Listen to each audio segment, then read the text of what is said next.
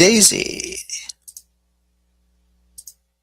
There we go. Hello, everybody. Good evening, and welcome to the 722nd edition of the Feuerstein's Fire American Soccer Show. I'm your host, Daniel Feuerstein. I'll give you American perspective of our clubs, leagues, players, national team, and other fabulous moments. Get your daily reading from me and other writers over at Beyond the 90 at beyondthe90.substack.com, and of course, locally for New York soccer over at baddogsports.com. Yes, ladies and gentlemen, come on in. The chat room is open on YouTube. Please go ahead and talk amongst yourselves if you like. You have a question for me, I'll try to answer it to the best of my abilities. And don't forget to subscribe here for your daily American soccer content. Now, as we move forward after the two interesting friendlies we had around the end of March, now we can talk about those games. Look, I wasn't happy with what I saw against Belgium. I know you weren't happy with what you saw against Belgium. Things might have tightened up a little bit better against Portugal, and the result wasn't that great either, but still, this is the nerves that we're going to get when, we don't know what's going to happen with this World Cup squad or whoever will be selected in that World Cup squad. Now, obviously, Patrick Ajimong is injured very terribly, non-contact injury. That's a shame. Hopefully it's not too bad, and maybe he'll be ready for this summer. Hopefully that's the case. If not, then look, it's all hands on deck. What are you going to do? But if I can just say this, and I really want to stress this, you're going to get people with their opinions about how it's a disaster. You're going to get people who are going to say, no, look, this is what you expect because our national team is not that great. Here's how I see it. And, I'm not here to basically tell you who not to listen to or who not to believe or who you should listen to. If you want to believe in people like Eric Winalda, great. He has his own show. Go right ahead.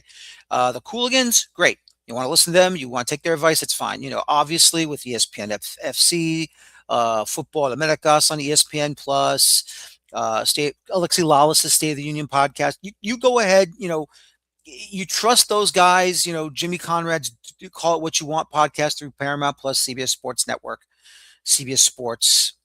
Go right ahead. I'm not here to tell you who you should or shouldn't believe, but if you want to go with how I feel, I personally believe that our players need an attitude adjustment.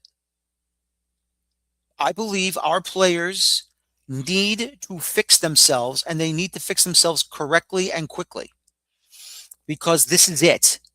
When the roster gets announced, the next bunch of friendlies, end of May, beginning of June, are more towards tune-ups for the World Cup itself. All the window dressing is over.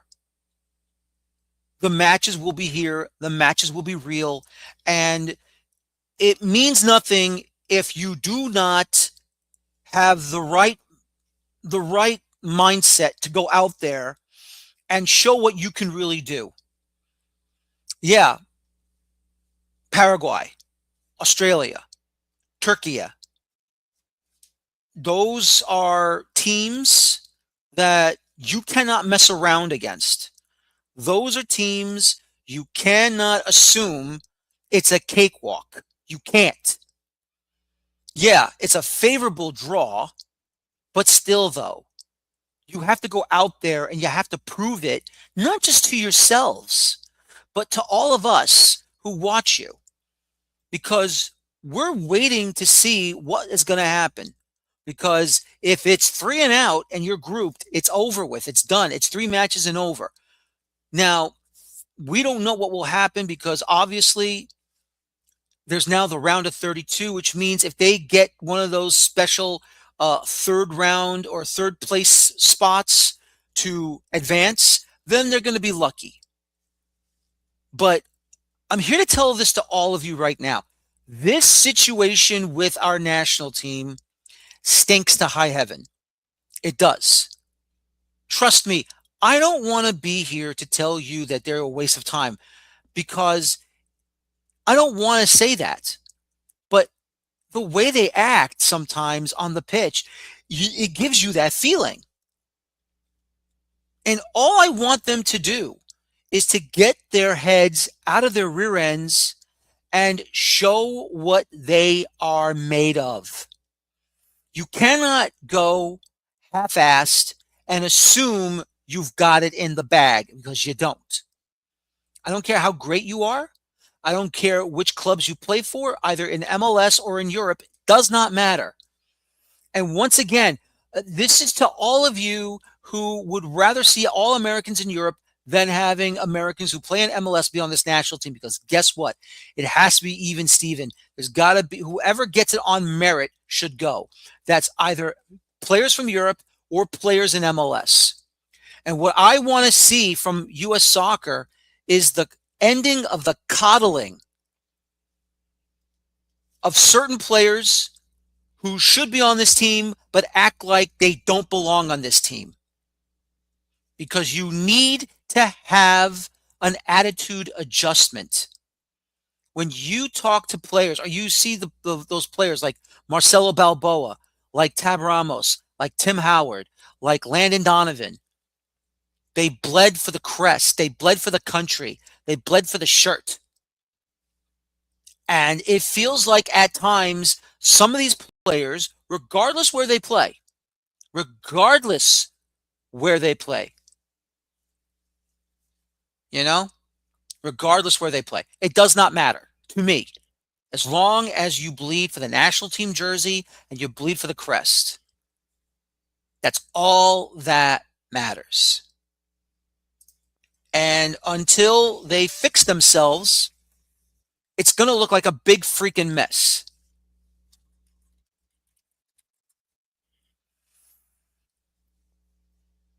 All I want is to see these guys actually doing a job and doing it the right way. Because they need to understand that everyone's playing for keeps now. Everyone is going out there and they want a piece of the action, period. And if they don't understand that, you're not going to perform at that level, then guess what? You're done for good. And then you go back to a new cycle, and then qualifying is underway, because you're no longer taking the entire cycle off anymore. The next World Cup in 4 years, Morocco, Spain, Portugal, you're qualifying now for a spot. Don't waste this opportunity to go out there and show the world what you're truly made of. Period. Do not screw this up. Our guys have to go out there. Forget your Instagrams. Forget your social medias. Forget your pictures, your selfies, your videos. Oh, this is my girlfriend. This is my crib. This is my car. This is my dog. This is my cat. Forget all that. This is my house. Forget all that. Go out there and perform and do the damn job you're supposed to do. Because once again, there's a new round called the round of 32. And you got to get past that to go to the round of 16 once you get out of the group. There's no more screwing around, guys. No more. Either get the job done or go home. Go back to your clubs. I don't care where you play. It does not matter what jersey you wear or what continent you're on. You are an American player. you are for the U.S. men's national team. You are representing Americans on the pitch, at the bench, in your locker room, and around the 50 states of this wonderful nation. It's time to put up. It's time to put up or shut up. So get the damn job done right. Go out there against Paraguay, against Australia, against Turkey, and do the damn job. If you do your job and you don't win the match, you know what? You gave it an honest effort, and we appreciate you. If you get a draw, great. If you get a win, fantastic. But then when you get out of the group, it's what you do afterwards. And when you go into those games, you have to put on a show. And I'm not talking about bright lights, big city. I'm talking about be a hard hat guy, a lunch pail guy, and go out there and prove to everyone here at home why this national team is going to do great things in this World Cup. Prove everyone around the world why we Americans are now the upcoming national team internationally and ready to go for this World Cup. Be ready, be strong, be mentally strong, and don't screw up. This is not a game anymore. Your footballing world is on the line. Go out there and show them what we're made of. You're supposed to be the golden generation. Act like it. Period. That's all I want. And that's all I care about. Results on the pitch, not what goes on off the pitch. I don't care about Christian Pulisic's love life. I don't care if him and his girlfriend are no longer together. That doesn't concern me. What concerns me, wins. Get out of the group. Who's next? Win the round of 32. Who's next? Win the round of 16. Who's next? Win the quarterfinal match. Who's next? Win the semifinal match. Who's next? Win the final. Raise that little golden trophy over your heads on the podium at MetLife Stadium, and then tell the entire freaking footballing world, we are on top. That's what I want to see. That's what I want to watch, and that's what I want to witness myself. But if you can go far, if you can make it to a certain level in the knockout stages and you just miss it by a goal or two, then fine, you did your best. You showed us that you're ready to go and that you're ready to dominate on the world stage for the future, and then you qualify for the next World Cup. But always remember, put on a good show, but at the same time, blue-collared work on the football pitch. Period. Period. It's no more messing around, no more social media, cars, pets, girls, cars, houses, where do I play? No, that's gone. That's out the window. Finito.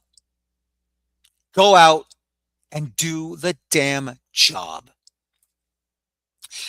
Well, ladies and gentlemen, let me tell you about this segment's sponsor. It is Dino Luzzi Energy Drink. When I need that extra kick to power through match analysis and late night transfer rumors, there's only one energy drink that delivers authentic Italian energy, and that's Dino Luzzi, crafted in Italy with the same passion I bring to this show, because real energy comes from real ingredients, just like real soccer talk comes from real insiders. Ladies and gentlemen, my first guest tonight, I had to do a recording with him, Mr. Ben Jacobs from Give Me Sport in England. Had a nice sit down with Jesse Marsch, of course, the American manager for the Canadian men's national team. And we're going to discuss why U.S. Soccer said, come on in. And then all of a sudden, U.S. Soccer said, don't come on in. You're out. And here's that recorded interview right now. And welcome back to the American Soccer Show here. Daniel Feuerstein along with Give Me Sports famous writer. To me, he's famous because that's the only guy I know right now from that publication. Of course, is Ben Jacobs, who's been tremendous covering Canadian men's head coach Jesse Marsch. And Ben, welcome to the show. And how are you today, sir? Thanks so much for having me. I'm live from Atlanta, and unlike the UK, as you can probably see in the background, we've got some blazing sunshine. Yeah, it's really weird for you, isn't it? All this sunshine coming in from in Atlanta. When usually I hear all these stories about gloomy days and overcast. Yeah, it's kind of funny because I would leave for the US soccer games that I've just covered, and it would be boiling, and you'd be plastered in sun cream walking up to Mercedes-Benz, and then you'd get inside and the roof would be on, and you'd need this hoodie that I'm wearing. So I've gone from hot to cold throughout the last 2 days. And I know we're here to talk about Canada, but it was very interesting seeing those two warm-up games for the US men's national team, and Mauricio Pochettino's got some big decisions ahead.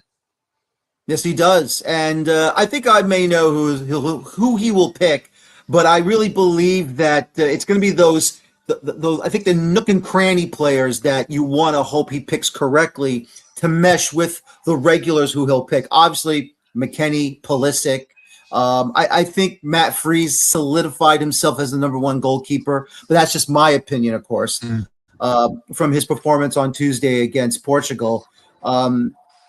Hopefully we'll see what happens. Maybe Gio Reyna will be selected as well. But I think there'll be a couple of question marks. We'll find out what he does around the end of May, this upcoming on the calendar. But I want to talk to you about Jesse Marsch, obviously, American head coach for the Canadian men's national team. He has done wonders since his appointment with Canada. He's put them into a third. He finished fourth place in the Copa America last summer. He has been great with the players that he has been selecting for the national team. Obviously, injuries do come here and there. But, from your perspective, talking to him and seeing him manage, obviously, what's your thoughts of Jesse? Yeah, I think first and foremost, he's motivated and invested in the role, whereas with Mauricio Pochettino, the contract is expected to end after the World Cup. But of course, that allows Pochettino to put everything on this tournament. Jesse Marsch told me that he's already started talks to potentially renew. And one of the most striking, if not most headline-worthy answers that he gave me was how he feels Canadian. He's invested in Canadian soccer. So this isn't just about a home World Cup. This is about a project to Jesse Marsch. And of course, he's extremely amicable and passionate and wears his heart on his sleeve. So he's the right fit for a developing country that have under him progressed in ranking and stand a very realistic chance, I think, of winning Group B. As you say, some injuries need to be factored in, particularly Alphonso Davies, who was out for a long period, came back in December, picked up another muscle injury. He should be fine for the World Cup, barring any surprises. But of course, Jesse's not been with his captain and arguably most important player over the course of the last 6 to 9 months. And that is one factor. Jonathan David, since moving to Juventus, hasn't scored as many goals as he has done historically at other clubs. But Jesse's quite confident that he's the type of character that won't really be knocked by that lack of goal scoring rhythm at the moment. And then there's a few big selections that he still has to make, a bit like Mauricio Pochettino. He doesn't know his number one goalkeeper. There's some periphery players. Jadon Nelson is one example at Vancouver that are facing a wait to see whether they make the squad. And I think Jesse's perspective is this expanded World Cup will need a lot of rotation as well. So he's not the kind of manager to fix on an 11 and then just stick to it. He's constantly tried different tweaks. He's quite flexible tactically, and hopefully that will bode well for Canada. But the key thing, in my opinion anyway, which is a bit different to the US men's national team, is for Canada the importance of winning the group is paramount, because if they do that, they stay in Canada. That could have big permutations for how far they go. If they don't win the group, they go outside of Canada, and suddenly you lose your home advantage. Very true. What did you make about before Jesse, when John Herdman took over for Canada's men's national team? I would say maybe a cycle and a half ago. What differences do you see from him and Jesse, or what similarities as well? Yeah, I think John Herdman built a lot of the foundations, and then obviously left for Toronto FC and is now at Indonesia, by the way. And what John had in his advantage, I think, was the sort of bones of Canadian soccer, because remember, he'd not just been the Canada manager for a long period of time. Prior to that, he'd managed Canada women as well. So he was ingrained in the culture and almost the pre-World Cup aspect. He had been a part of an Olympics. He had managed in the CONCACAF Nations League. He travelled, therefore, up and down Canada. He read the room and the fan base. He wasn't necessarily unanimously popular. And then Jesse comes in and perhaps inherited the same kind of divisive reaction, because a lot of people were obviously first and foremost questioning not his managerial credentials, which I think was a bit unfair on Jesse, but it's the reality of when you take over a nation and you don't share that nationality. So some were naturally saying, why is an American managing the Canada national team at a World Cup? Many fans may have known about some of the backstory regarding how close he was to taking the US men's national team. So Jesse, like when he came in at Leeds United as well, had to win over the fan base and play a bit of the optics game. But from what I understand, the players are very Jesse Marsch-like. They took to him very quickly. He's tactically flexible. He makes players train hard. It's very easy just to categorize him as a Red Bull manager. But he's much more than that. Of course, you inherit from Red Bull the kind of Ralph Rangnick philosophy. And what that means is that Jesse Marsch teams are going to be high pressing, super aggressive. They're going to want a lot of the ball. But Jesse's put his own stamp on this team. He plays with a lot of width. He makes a lot of in-game tweaks that are quite tactically surprising. He's not that fixated on a set formation. Ralph Rangnick a bit more so.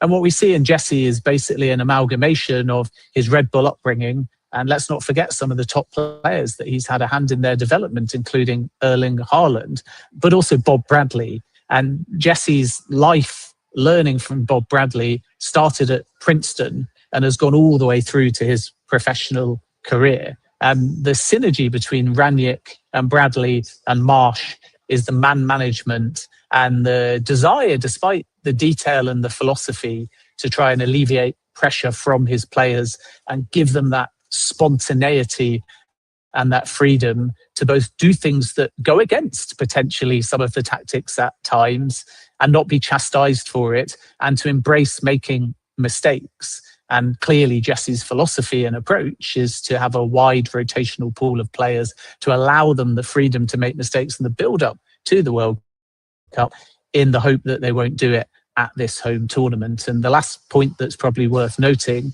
is that Jesse's approach to this role comes not just through Bob Bradley, but also more specifically through the 2010 World Cup, where he was assistant to Bob Bradley at that tournament. And you may remember America were 3 minutes from going out, having got an incredibly credible draw against England. And then they got that late winner, Landon Donovan, against Algeria. And they went from 3 minutes away from being out to 3 minutes later winning that game and topping the group. And I think Jesse, in a microcosm, understands that drama and how football can turn so quickly. So he's trying to encourage his players to not just replicate the tactics and the philosophy, but show leadership and decision-making in high-pressured moments. And if he's trained his squad right to do that, hopefully we're going to see Canada go far at this World Cup. Yeah, we'll see what happens there. The one thing in your article with Jesse, of course, what happened with him and the U.S. Soccer Federation. 1 minute, he's the manager of the U.S. men's national team, and then all of a sudden, he's not. Have you ever seen that happen in international football? Have you ever seen an FA who, they have their man and then all of a sudden they let him go without, completing the task of signing him for someone else? Yeah, it's definitely a wild story. And remember, they didn't sign him for somebody else per se. They went back to Greg Berhalter, which was maybe a little bit of a surprise. And then in the end, Pochettino had to wait quite some time before he came into his current role. It's definitely a unique story. I should point out, as we do in the article, that US Soccer declined to comment. Jesse, on record, described it as follows, that he was at Leicester City actually fingerprinting, which means he was going through the formal process to get his work visa to take the Leicester City job. And that was relatively soon after leaving Leeds United. And from Leicester's perspective, the now chairman, who's known as Top, and also the sporting director, John Rutkin, were with Jesse at their training ground. And John Rutkin's plan was to take Jesse Marsch to a game against Bournemouth that day. I believe it was April the 8th, a couple of years back. And Jesse gets a call whilst he's basically just doing the formalities with an agreement in principle in place. And as Jesse recounts it, it's US Soccer, and they say to him, "We want you to be the manager." And you can imagine from Jesse's perspective, being so close to Leicester, that he must have been led to believe that job was his, to somehow get out of signing the paperwork for the Leicester City gig within 12 to 24 hours, only to find within the same period US Soccer changed their mind. So this was, according to Jesse, in my article and his words, not about US Soccer and Jesse not coming to an agreement. It was about Jesse feeling like he needed to reject Leicester to take the US men's national team job, only for US Soccer to have a different perspective. Now, US Soccer have declined to comment on the specifics, but it's worth pointing out that when Berhalter came back, that was not at the point when they made a call to Jesse Marsch. So something happened that Jesse didn't want to go into, and you can understand why, that resulted in him thinking he had the US men's national team job as a lock, only to find basically a day later that there was a change of approach, and that meant that he could no longer go back to Leicester City. And I think it's worth noting that story, because the fingerprinting part and being at Leicester is new, is going to make a lot of headlines. And it's very easy to take the quote where Jesse says he was devastated and angry and think of this as Jesse then going to Canada to kind of prove a point to the US. And he has, of course, beaten them a couple of times during his tenure as well. But in his tone, and I encourage people to watch the video, not just read the article, there's no animosity. And it's really important to hear the full answer, where he speaks of no hard feelings, his full focus being on Canada, it being a blessing in disguise, because he thinks that Canada's a better fit for him than the US men's national team. So I think where I empathize with Jesse is, unfortunately, every time he faces the US now, or he collides with them potentially in a tournament like the World Cup, he's going to be pushed and asked about how close he was to becoming the US men's national team manager, when actually he's over it. He doesn't care anymore. It's all worked out for the best. And his job with Canada is about a passion for a home World Cup and developing a football nation that he's got synergy with. It's not about getting revenge against the US.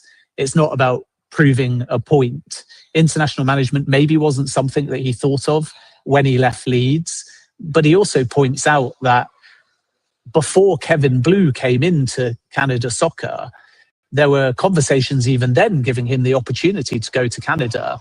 But after Kevin Blue came in, that was the pivotal figure in terms of pitching to Jesse what this project is all about, that made him change his mind about Canada, or perhaps more accurately, speak more seriously to Canada Soccer, eventually resulting in him taking this job. Well, look, I'm happy for Jesse. You know, he's got a great job right now as the men's head coach for Canada. I can't wait to see what he'll do this upcoming summer for the World Cup. He's already proven to me he can lead a national team into a tournament style of football internationally with that Copa America that was here in the United States last summer, 2000. Actually, I say 2 summers ago, 2024. So I'm excited to see what he'll do here for this upcoming World Cup, and hopefully he'll lead Canada to a deep run. We'll see what happens. But Ben, I have to ask you, what was it like being in Italy at his house and being with all the olive garden out there that he has? Did he give you any jars of olives from his? The olive trees are still growing, but it's fascinating because Jesse is the most generous person with his time. He's so amenable and sociable, and that will no doubt reflect in his dressing room as well, where I'm sure the players will want to wear their heart on their sleeve for their country, but their manager as well. And where he lives is a former Airbnb, and from the balcony outside, you can see the Leaning Tower of Pisa on a clear day. And he was telling me he gets up at sort of 7 a.m. and tends to his olive trees. He's building a bocce court, which is obviously a popular Italian game. So you walk up the hill through a few trees. His 2 little adorable pugs will be following him for their morning walk. And then the stones are all laid out to allow him to wind down maybe by playing some of that particular sport. And then by about midday, he comes back down. And of course, anyone in Europe has finished training, and anyone in North America that he has to deal with is then suddenly available to take meetings with. So it's the perfect kind of work-life balance. And I think he gets a lot of thought time whilst doing his gardening. Maybe one day he was telling me that he'll make some wine as well to really prepare thoroughly. And a lot of people tell me the same thing, by the way, that maybe didn't think international management was for them, but then went into international management and they suddenly see this work-life balance and they really enjoy it.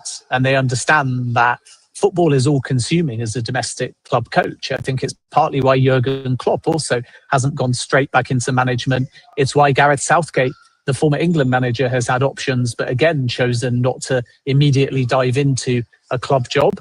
And once you've understood that as an international coach, the stakes are arguably much higher because you play less games. You've got to qualify. You've got to do well at major tournaments, and then you have big gaps in between.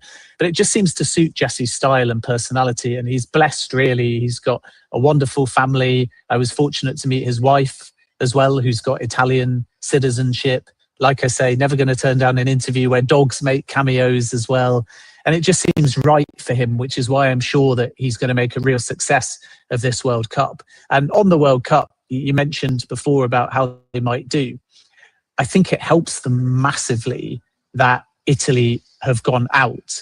And I found it fascinating that Jesse Marsch, who wants a challenge, was telling me, bring on Italy. But Jesse Marsch, the pragmatist, understood that if Italy qualified, their first game on June the 12th in Toronto against Italy may not actually perversely have felt like a home World Cup game, because there's 500,000 Italian Canadians in Toronto.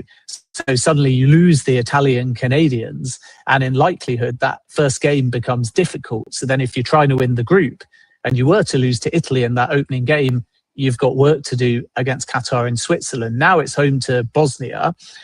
Obviously, what we should point out about Bosnia is that they did incredible to qualify, and nobody should be talking about Bosnia as being an easier game in football terms. And the Italian team, you may remember, 2 of them anyway, were watching Bosnia beat Wales on penalties to face Italy. And some of them, including Vicario, were celebrating. And look how that turned out. So I know Jesse will not in any way say in football terms that Bosnia is an easier or a better game. But home World Cups are about marginal gains and advantages. And one thing that's for sure away from the football, and with no disrespect to Bosnia, is atmosphere-wise in terms of maximising away from the actual football that home advantage. Now, Toronto will be full of Canadians and Italian Canadians all supporting Canada at this World Cup. And that, in terms of atmosphere inside the stadium, will definitely benefit Canada comparative to having to have faced Italy in that first game. Absolutely. It should be interesting to see what they'll do against Bosnia-Herzegovina. So that first matchup on June 12th over in Toronto. So it should be exciting. But Ben, I've had a great time with you here on the show. I appreciate your time, spending some time here with me to talk about Jesse. I hope you have a great day and talk to you again soon. Thank you very much. Thanks so much for the invite. Keep up the good work and hope we'll cross paths at the World Cup. I hope so too.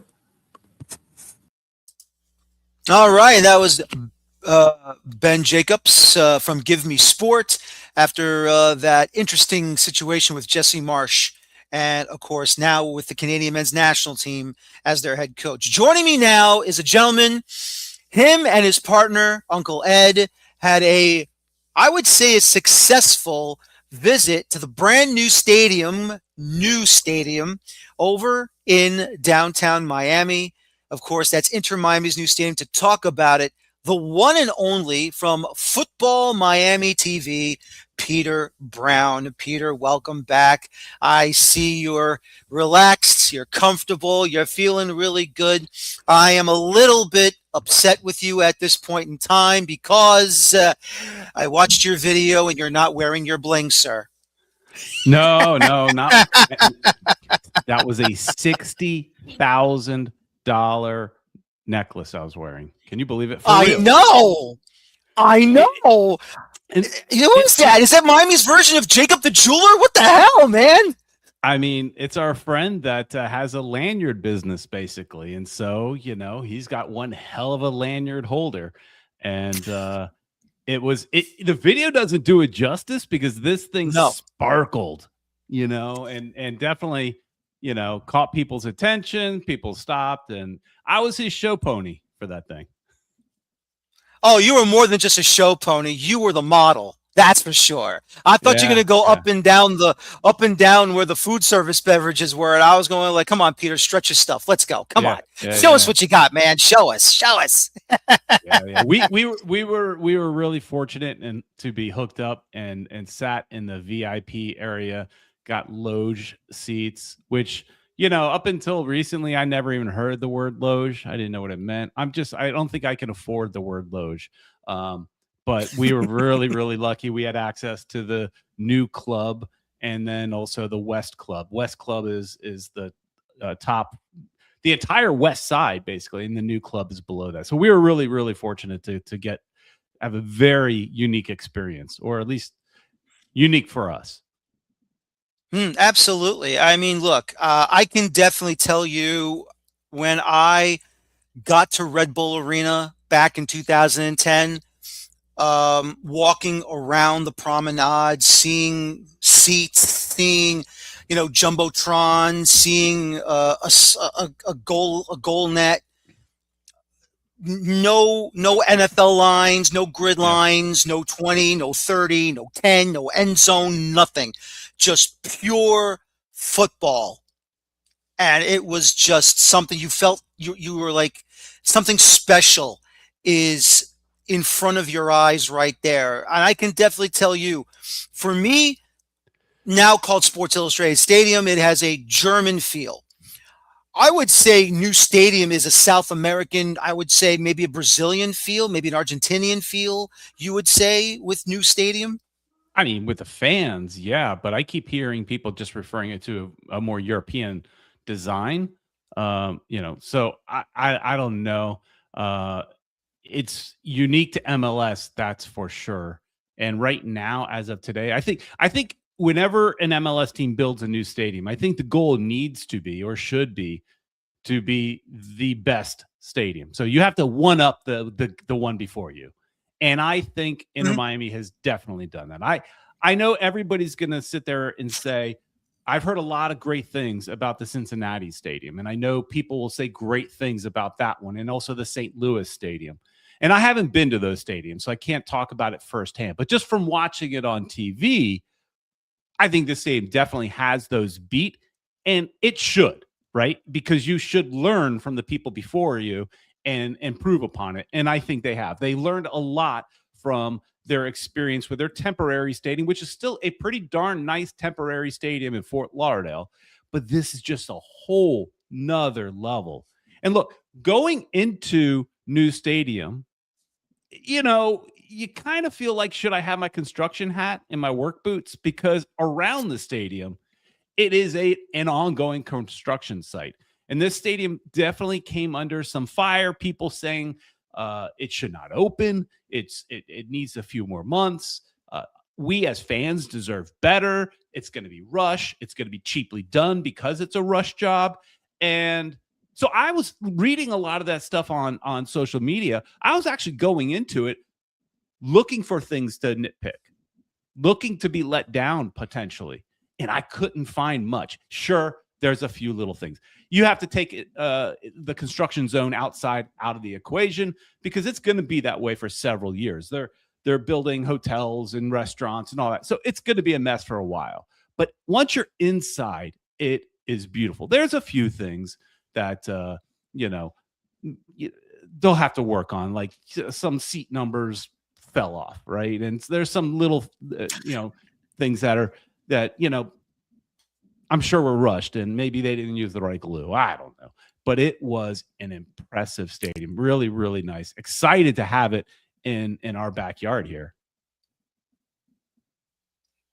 I got a picture of a new stadium on the inside just for everyone to take a look. I mean, that's amazing to see what it looks like inside. Obviously, all the seats, pink, black, a little bit of white here and there, maybe some gray, of course.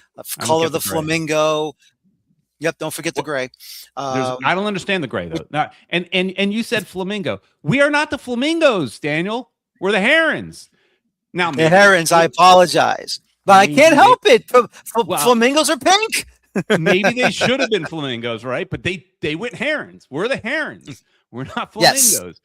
And and our heron is actually white. It's the great white heron.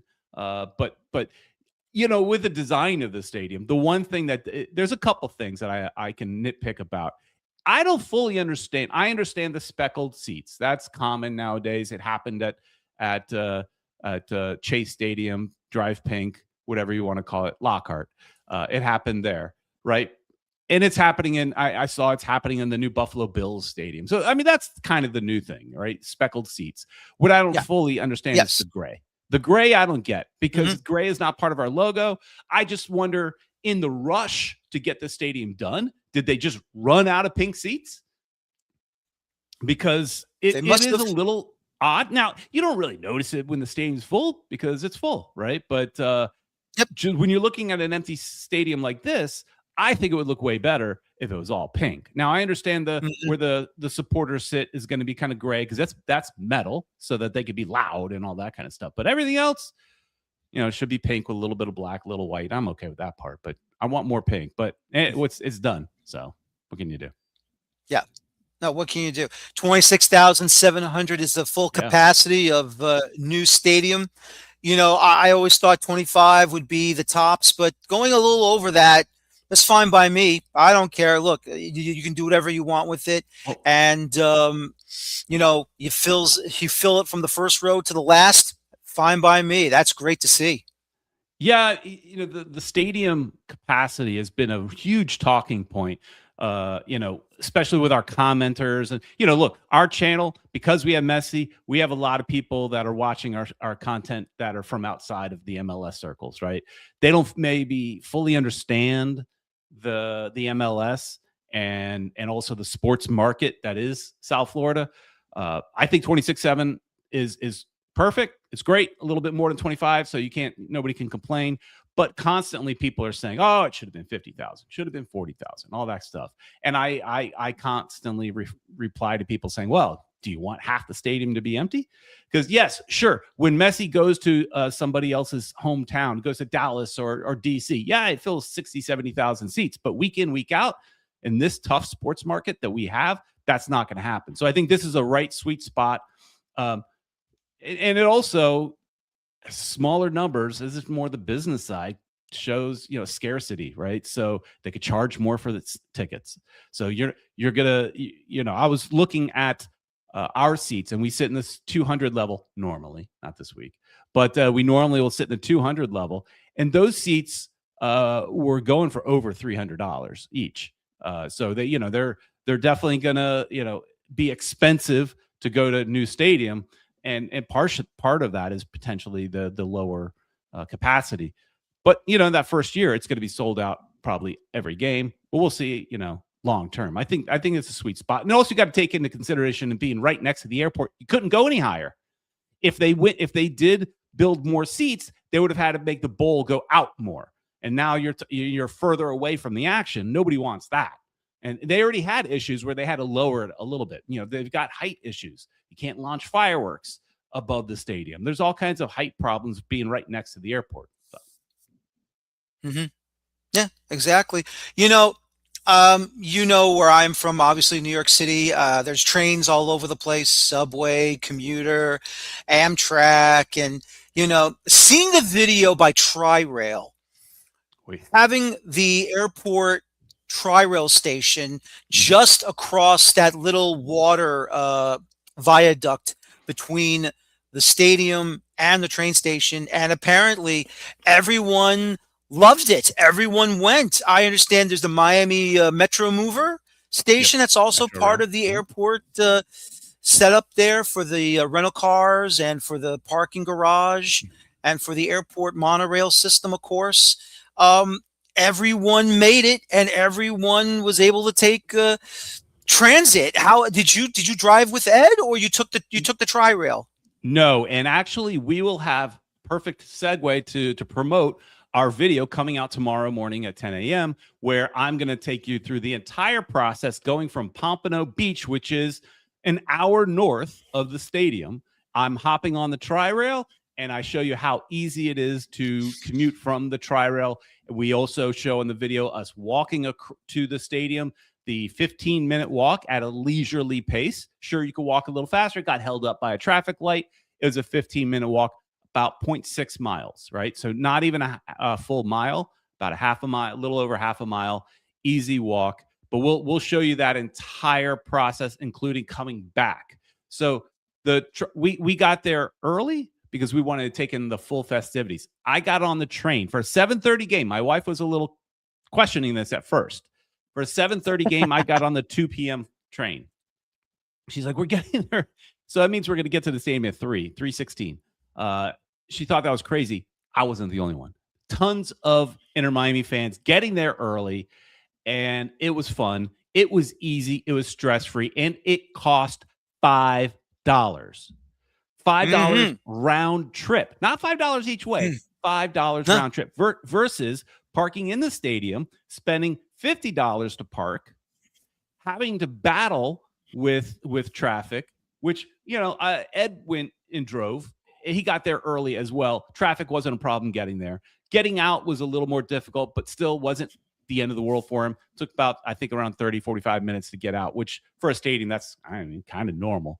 But the stadium, I've seen some people poking fun that this is not necessarily a downtown stadium, because Garber said it had to be a downtown Miami stadium. This is not downtown. It's close enough. It's probably even better being next to the airport, there is the Miami Intermodal Center. So there's this Tri-Rail, Metro Rail, Metro Mover combination station right there.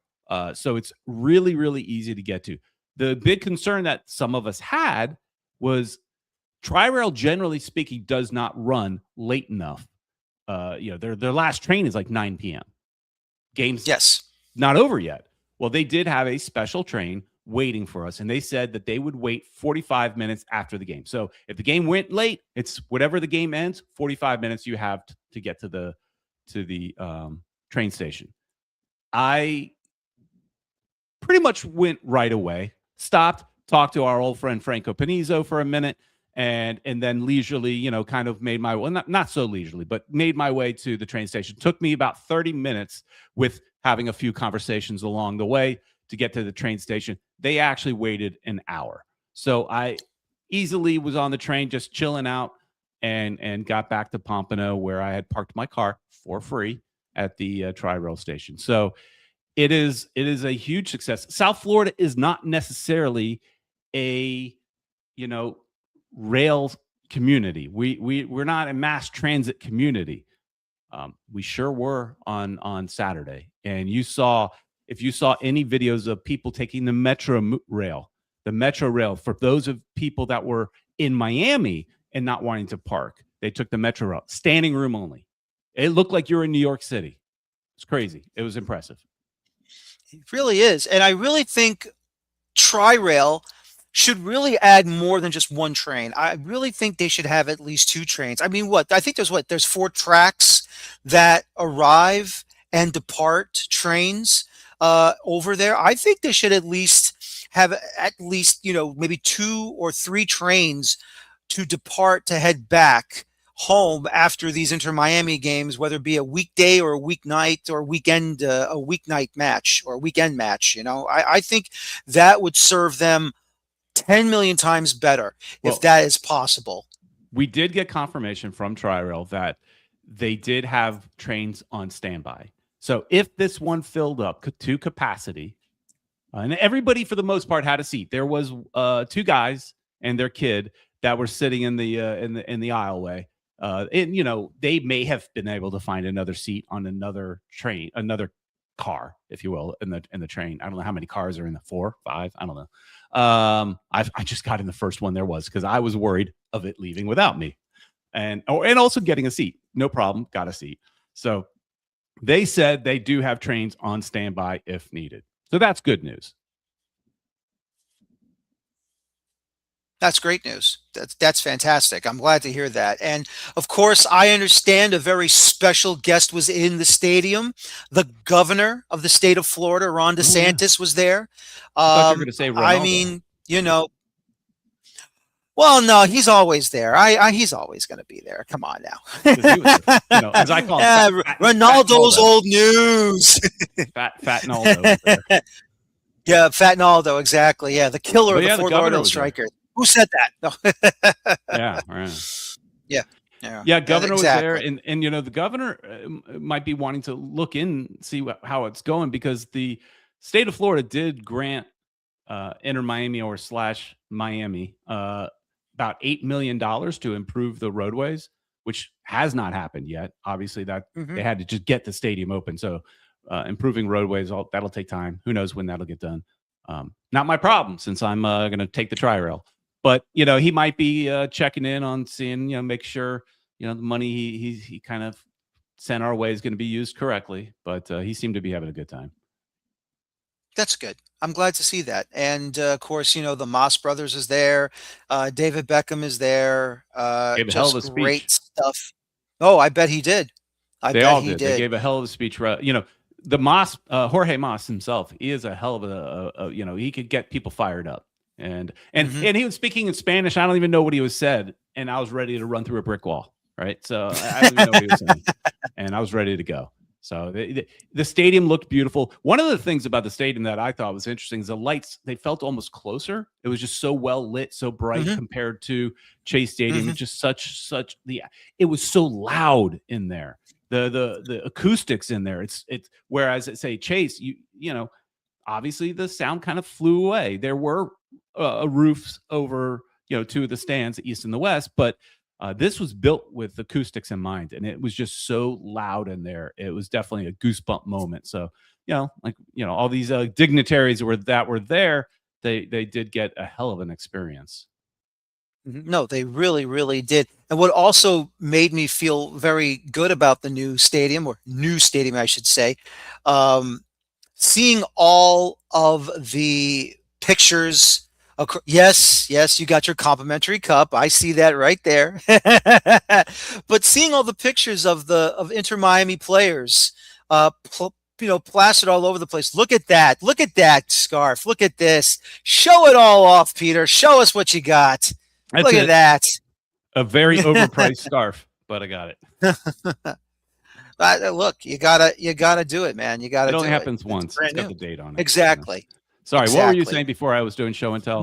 Just saying, all the pictures of the players plastered all over the stadium walls on the outside and around the concourse, just to see all that happen, and just it truly makes it feel like a real home field advantage, It looked great. And I'm excited to go again this weekend, because there's a whole other half of the stadium I did not see.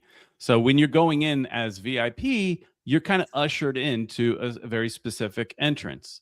And if you watched in our game day vlog that Ed filmed, it's very grand. It almost has an airport kind of look to it.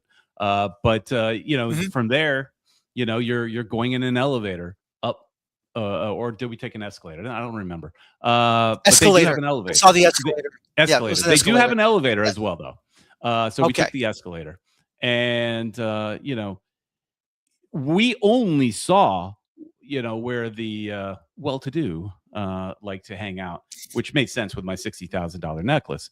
But the entire west side is club, and that's the only thing we saw, because that's not kind of an area I'm going to get to sit in very often. So I'm not leaving that area. I'm going to take it all in for everything it's worth. But next week we're sitting with the regular schlubs, and we're going to be just like everybody else. And I'm excited to see what kind of food they have. Hopefully because there were some issues. Because my wife did go, and she sat in my normal seats that was a weird thing, because I had to say to my wife that I'm going to go sit with in the fancy section. You go sit with my other friends in the normal section. And she was all for it, though. She didn't mind. But I did hear reports that there were issues with the food lines. They weren't operationally. They have a lot of things they still need to work on, which is no surprise. But you did have some people. A friend of mine, his wife, was not happy the fact that there were massive lines just to get some simple food. So that's definitely some areas that hopefully when we go this weekend to face the Red Bulls, it's where they've worked out some of those kinks. Hopefully they get their occupancy license, which then maybe they can open up more areas as well that could have played a part in it. So I'm excited just to see all the other side of the stadium. And because so far it is definitely beautiful. Like, for example, I didn't walk up those big steps. That they're iconic looking, right? We took the escalator. Hey, gotta go the easy way, man. Gotta do what you gotta do. Exactly. Content's hard to film. We gotta suffer for the views. Exactly. You have to, or else, you won't make. I mean, you already had your drool moment. Everyone needs to see your drool moment so they can drool. Yeah, that's it. It's just a crazy. I have to tell you, going inside a new stadium is, for the first time ever, it's like, you get you unwrap a present, whether it be for your birthday, for Christmas or Hanukkah, or even just, for the heck of it. We got a surprise for you. Check this out. And when you get it, it's just the eyes light up.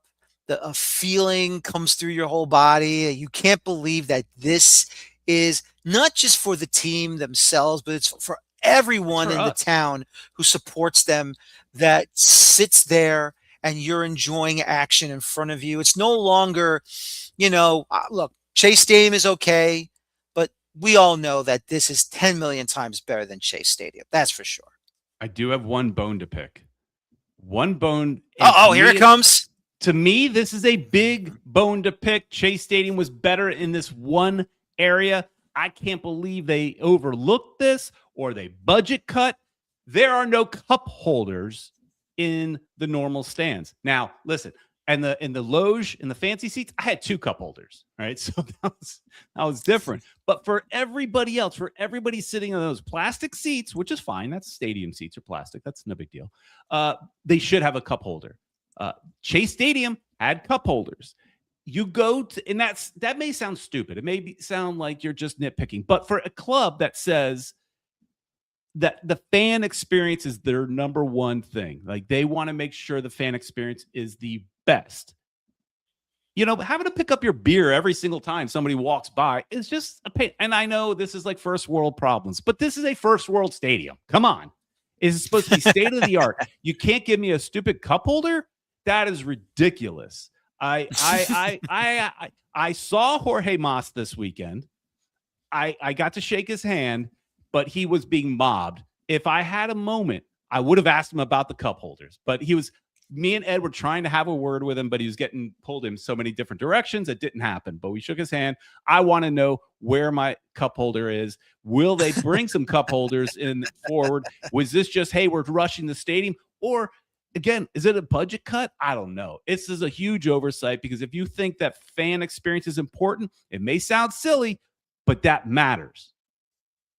It does. It really, really does. The smallest of details makes something so special and big. It is. It is. I mean, it's all about the details. I mean, like, look, I can overlook the details of some decals falling off, of seats or rows not being properly numbered, like the row number medallion fell off. I can overlook some of that stuff, but because that's just put some double-sided sticky tape on it and it's good to go next week. But these other things, I think that's a huge miss. What will it stop me from going? Of course not. But no. I'm gonna be grumpy every single time somebody has to walk in by me because I am gonna have a beer. Yeah, that's right. Get a beer, relax, put in the cup holder, watch what goes on. Cup holder? Take a sip. What cup holder? That's true. No cup holders.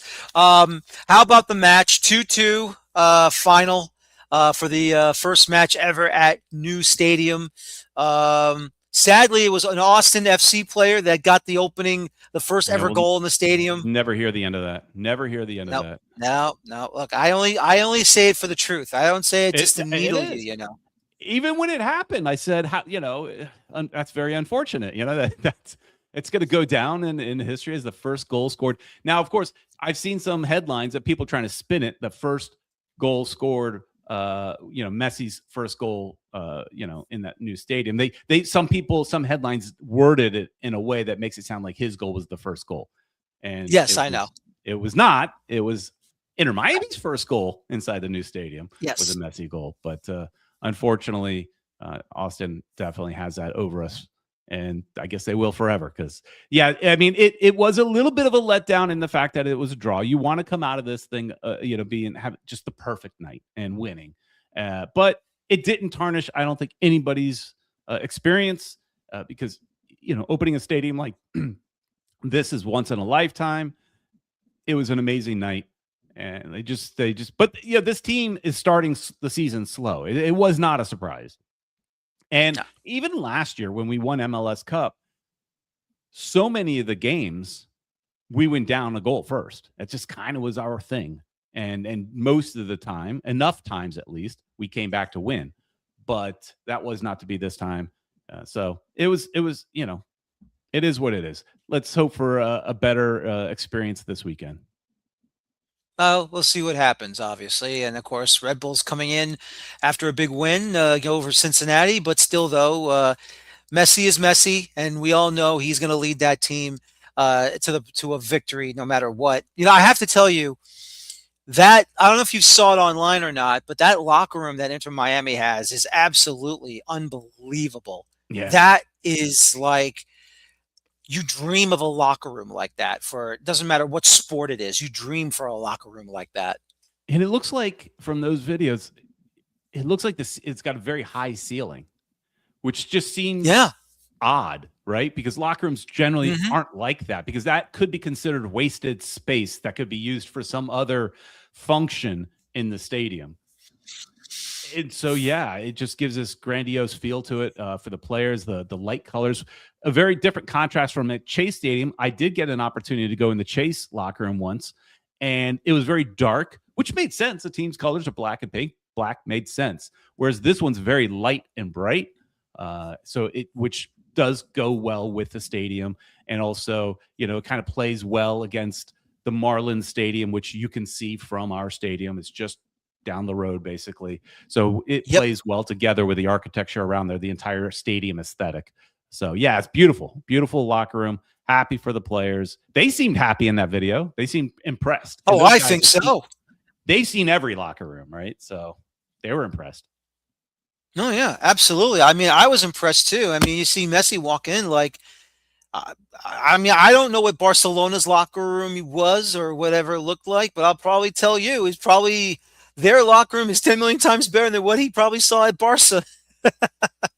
Yeah, it might be. I've never seen it, but it was definitely impressive. So I give the Moss brothers a hard time about the cup holder, but they definitely did really, really well in so many other areas. Again, the VIP area, you go down to the new club, which was the Mhm. darker, if you watched our videos, the darker wood paneling area.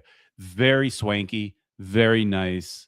All glass on the first on the upper floor, the West Club, it's all glass, so you could, in theory, hang out in there and still see some of the game. They have an outdoor bar there as well, outdoor facing bar. It's very convenient for the fans. So they definitely took the fans into consideration. I do know on the east side, which I will see this coming weekend, they have what's considered the longest bar in all of, I think, Mhm. stadiums. They said it's like a super long bar. So Mhm. great for fan experience there as well. So it looks like they thought of a lot of things for the fans and the players, which is great. I'm curious what the visiting locker room looks like. Does it look as nice? Does it have the high ceilings? I wonder. Probably not. Probably Probably not. not. But you never Probably know. not. Probably not. Yeah, Probably exactly. not. No. Yeah. But look, it's okay. It's all that matters is what's good for Miami players that play for the team. That's all that matters. So just to go back to the transit situation, of course, Okay. that little bridge, when you walk away from the Tri-Rail station, Mm-hmm. there is that little foot road bridge, obviously, that goes over that little canal. Yep. Are they building another footbridge Yes. that's closer? Yes. Okay. So it was always part of the plan to build a bridge that links the intermodal center, the train station, directly to the stadium grounds. I don't know to what part of the Mhm. stadium. I don't think it's going to, attach you to the actual concourse, but Mhm. So Mhm. there is definitely going to be a walking bridge. I don't, and again, they haven't shown any concept art of what it will look like. I don't know if it attaches directly to, the second floor of the airport where the people from the Metro Rail and things like that are coming in. Is it, literally just like you're going to have to walk up steps and over and down steps? It's not a busy road, but you have to obviously go across a little bit of water. So it's needed. But yes, it was supposedly cost around $5 million. It was an estimate that I read somewhere. And I did hear that they're planning on having it done by June. I don't know if I Oh, believe that, because that's so soon and they haven't even started. But I did hear some rumors, nothing official, but just some rumors that it could be done by June. But I wouldn't, expect that. For now, what you have to do is you cross the street. There's cops there to help you.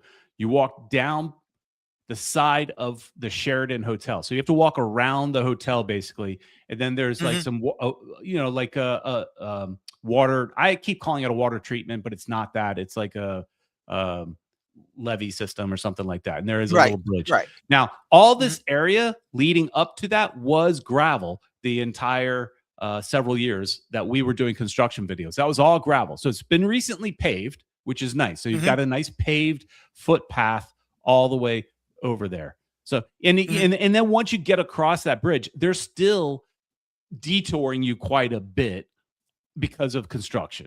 So you're Right. walking around some parking lots and then around some construction and going through to the over by the garage, which then gives you more of a direct path, safe path to the Right. stadium. So it's a bit of a hike now, but it's definitely doable. And I didn't see a single person complain.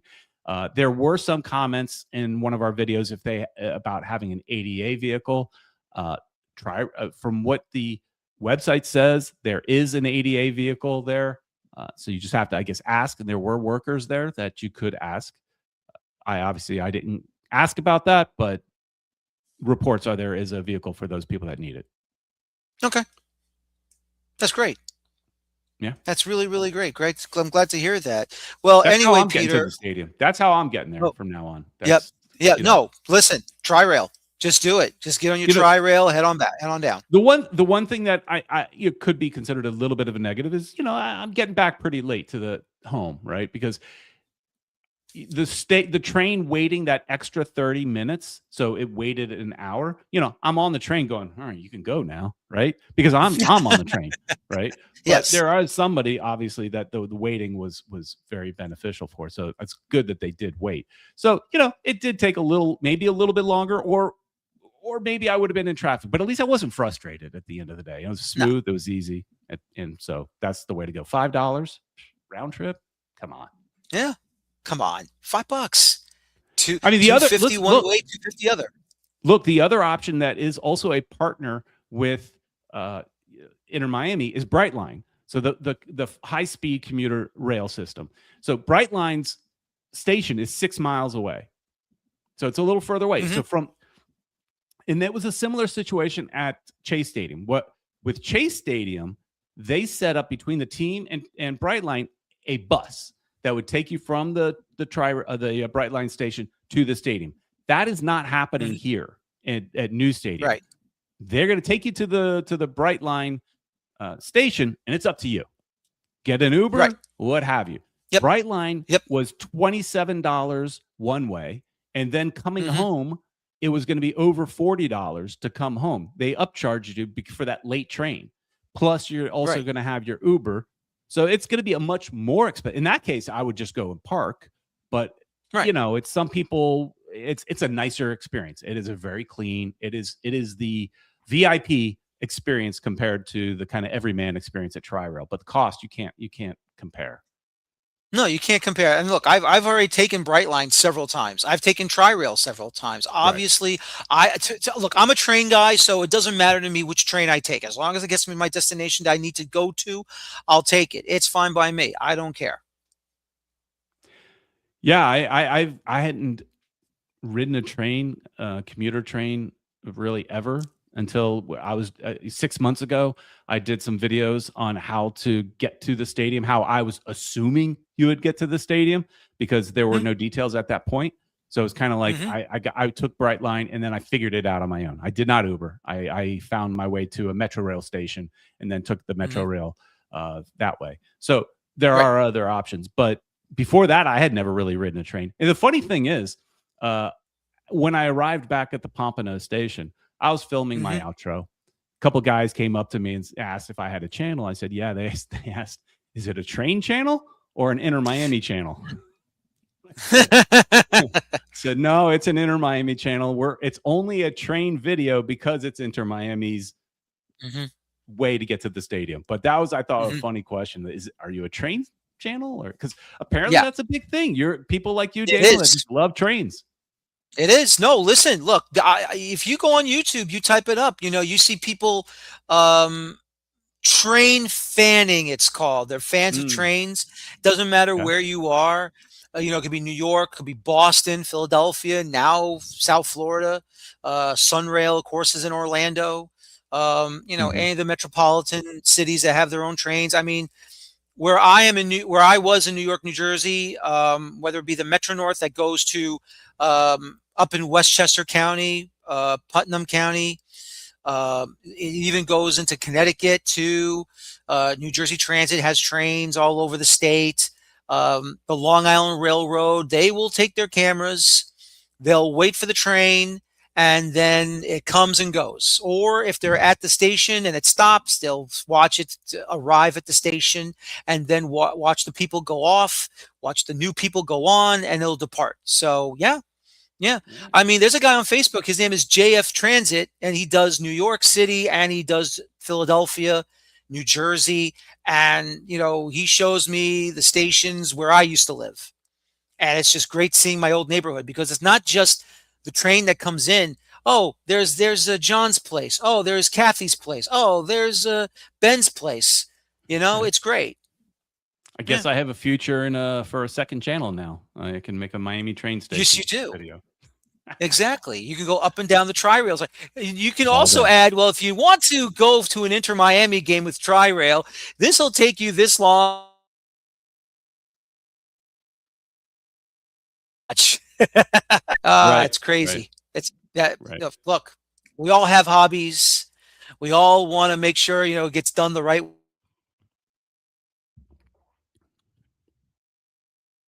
And look, Yeah, absolutely. yeah. So you're taking the train again. That's it. No more driving down to new stadium. You're just going to take the train, and that's it. Yeah, for the most part. I mean, I could foresee a situation where there may be a weekday game where because they did lay out that what games they are having trains go. There might be a few that they're not having a late train, for example. I think it was more so Right. because these are earlier games, so a late train wasn't necessary. But we'll find out. I Right. mean, if a weekday game makes because coming from an hour away from the stadium, if it makes more sense to get there quicker using my car, I'll do that if I have to. But those are rare occasions. So Right. for the most part, yeah, I'm riding the rails. There you go. Look, man after my own heart now. Look at this. Yeah, yeah. I know nothing of what you speak of. Oh, is that what it is? A train? Yeah, I'll take it. Yeah, it was fun. It was definitely fun, and especially you're on a train full of like-minded people, right? Because everybody, Exactly. so many of the people there are going to the game. So it was really surprising to see how many people did it, though. Yep. And including the Metro Rail, because when leaving the stadium, I was with a mass exodus of people, and to go in the Metro Rail, you kind of went straight. And to go on the tri-rail, you had to veer a little bit to the right, to that side of the station. Yes. More people actually were going straight to the Metro Rail. So that's a lot of Miami people that decided, I'm not paying $50 a park. I'll pay whatever the Metro Rail is, which is way cheaper. And even if I have to stand, it's no big deal. And so there was a lot of people doing that as well. So, it was definitely a no-brainer. Yep, definitely not a brainer at all. Peter, thank you very much for your time. I appreciate it. I'm glad you're now a new train fan, and hopefully we'll catch each other on the rails if we do. Come on down to New Stadium. Oh, I'll definitely be there this weekend. That's for sure. Got to wait for the AOK first, but I'm definitely heading on down. All right, sounds good. As always, Peter, thank you very much for your time. And I know Ed's watching, and Ed, I hope you enjoyed your time too, man. I hope you enjoyed yourself. I hope. Yeah, he did. He definitely did. So yeah, I was there. I thought I was going to faint. I thought I was going to faint in the earlier part of the videos. After he saw the bling, I thought he was going to faint right there. He's going to lose the camera. yeah. We I mean, obviously we knew it was going to happen, but it was definitely really, really cool. And the deal was, he was filming, so that means I got to be the model, because I think he could have probably made it more fun, because Ed is more funny than I am. So he could have probably made it more fun, but he was the one filming, so I have to be, and I'm more of the straight man, I guess. But it is what it is. It is what next time maybe he'll wear the bling. Okay, next time we'll see what happens. All right, Peter, thank you again for your time. I appreciate it, and have a good night. Okay. All right, thanks, Daniel. All right, take care. That's Peter Brown, Futbol Miami TV, as of course Inter Miami was a 2-2 draw against Austin FC. But the number one thing is Inter Miami has a new stadium, of course. And it looks like it's a doozy, ladies and gentlemen. Of course, the man himself and his partner, Futbol Miami TV. Go to check them out on YouTube or on their website. Time to talk about the New York Red Bulls now and their match, of course, against FC Cincinnati. Before I do, let me just do this real quick, because I promised I would. Mr., if I'm going to read his name correctly here, Mr. Alexander Ramirez Jr., there's your shout out right there. Hope that you have a great day, sir. Sorry it took this long, but had to take care of the business. But anyway, Red Bull review time, as the New York Red Bulls are home taking on FC Cincinnati, and it's a 4-2 victory for the New York Red Bulls, and it's Julian Hall who opened the scoring, working well that right side of the Red Bulls. Of course, we're talking about Cade Cowell and Shaquille Marshall-Ruddy, how they're able to move down that far side, and they're able to convert that chance for Julian Hall in the 12th minute to make it 1-0. Of course, Pavel Buka was able to level the score 5 minutes later to make it 1-1, and it was all even through towards the halftime whistle. And then as soon as the second half begins, Already a foul about a yard and a half away from the Cincinnati area. And it would be the captain, Emil Forsberg, who buried his chance with the free kick. Another superb free kick, first of the season for Emil Forsberg in the 48th minute to make it 2-1 Red Bulls.